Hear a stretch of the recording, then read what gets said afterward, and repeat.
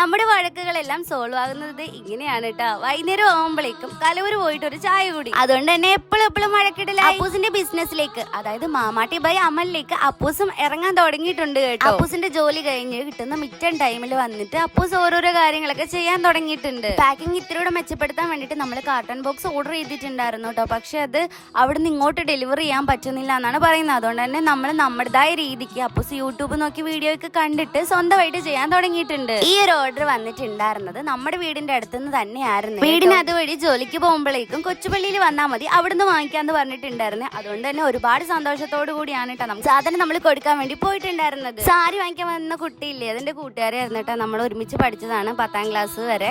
ഒരുമിച്ച് ഒരു ക്ലാസ്സിലല്ല, ഒരു സ്കൂളിലാണ് പഠിച്ചിട്ടുണ്ടായിരുന്നത്. അവളെ കണ്ടപ്പോഴാണ് കേട്ടോ അറിയാവുന്ന ആളാണെന്ന് എനിക്ക് മനസ്സിലായിട്ടുണ്ടായിരുന്നത്. ഓണത്തിന് ഇനി കുറച്ച് ദിവസം കൂടിയുള്ള നിങ്ങൾ ഡ്രസ്സൊക്കെ എടുത്ത് കഴിഞ്ഞിട്ടുണ്ടെങ്കിൽ അതിന്റെ സെയിം കളറിലത്തെ സാധനങ്ങൾ നമ്മുടെ അടുത്തൊന്ന് പർച്ചേസ് ചെയ്തോളൂ. മാക്സിമം ലോ പ്രൈസിലാണ് നമ്മൾ സാധനങ്ങൾ കൊടുക്കുന്നത്. സ്മോൾ ബിസിനസ്സുകാർക്ക് റേറ്റ് കുറച്ച് സാധനം കൊടുക്കുന്നു എന്നതിന്റെ അർത്ഥം അതിന്റെ ക്വാളിറ്റി കുറവാണെന്നല്ല കേട്ടോ. സ്റ്റാഫ്, പാക്കിംഗ് അതൊക്കെ അനുസരിച്ചിട്ടാണ് റേറ്റ് കുറയുന്നത്. ഈ സ്മോൾ ബിസിനസ്സുകാരുടെ അടുത്ത് ഒരുപാട് സ്റ്റാഫ് ഒന്നും ഇല്ലാത്തതുകൊണ്ട് അവരുടെ പൈസയൊന്നും പിരിക്കേണ്ട ആവശ്യമില്ലല്ലോ. അതിൽ നിന്ന് അവരുടേത് മാത്രം എടുത്താൽ മതിയല്ലോ. ഈ സാധനങ്ങളൊക്കെ കഴിയാറായിട്ടുള്ളതാണ് കേട്ടോ. ലിമിറ്റഡ് സ്റ്റോക്ക് മാത്രമാണ് നമ്മുടെ കയ്യിൽ അവൈലബിൾ ആയിട്ടുള്ളത്. ഏതാ വേണ്ടെന്ന് വെച്ച് കഴിഞ്ഞാൽ സ്ക്രീൻഷോട്ട് എടുക്കുക, ഒന്ന് DM ചെയ്തേക്കാം കേട്ടോ.